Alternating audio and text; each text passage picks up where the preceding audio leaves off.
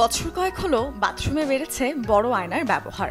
বড় আয়নায় বাথরুমের একটা বড় অংশে প্রতিবিম্ব পড়ে, ফলে বাথরুমটাকে মনে হয় দ্বিগুণ। বর্গক্ষেত্র আকারের আয়নার পাশাপাশি চলছে গোল আর চারকোনা আয়নাও। কিছু কিছু আয়নার ভেতরে বসানো থাকে এলইডি লাইটও। বাথরুমের ভ্যানিটিতে তোয়ালে থেকে শুরু করে টয়লেট টিস্যু, সাবান, শ্যাম্পু সহ রাখা যায় সকল ধরনের আনুষঙ্গিক। মেঝে থেকে 1 ফুট বা 2 ফুট উঁচুতে থাকে এই ভ্যানিটি। বাথরুমের দরজার ওপরে, বেসিনের নিচে অথবা টয়লেটের সিটের উপরে রাখা হয় এই স্টোরেজ। এখন টয়লেটের ভিতর মেঝে থেকে কয়েক ইঞ্চি ওপরে বসানো হয়, যাতে মেঝে পুরোটাই দেখা যায়। স্নানঘরের সজ্জার ক্ষেত্রে শতকরা 50 ভাগই হলো লাইটিং, বাকি 50 ভাগ অন্য সবকিছু মিলিয়ে। তাই বিভিন্ন ধরনের আকর্ষণীয় লাইটিং এর দিকে নজর দিন।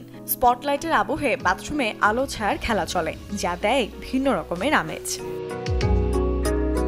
টয়লেটের জন্য বিশেষ স্থানটি গোসলের জায়গা থেকে কাঁচের দেয়ালের মাধ্যমে আলাদা করার চল আগে শুধু হোটেলে দেখা যেত, এখন সেটা অনেক বাড়িতেও ঢুকে পড়েছে।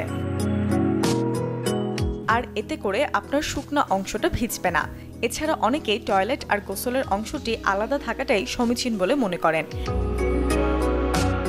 স্বচ্ছ কাঁচের দেয়ালে চিকন বর্ডার ব্যবহার করতে পারেন, তাতে দেয়ালটা সহজেই চোখে পড়বে। আবার স্বচ্ছ কাঁচের হওয়ায় জায়গাটা ভাগাভাগিও হবে না, ফলে ছোটও হয়ে যাবে না। Desk report, channel 24।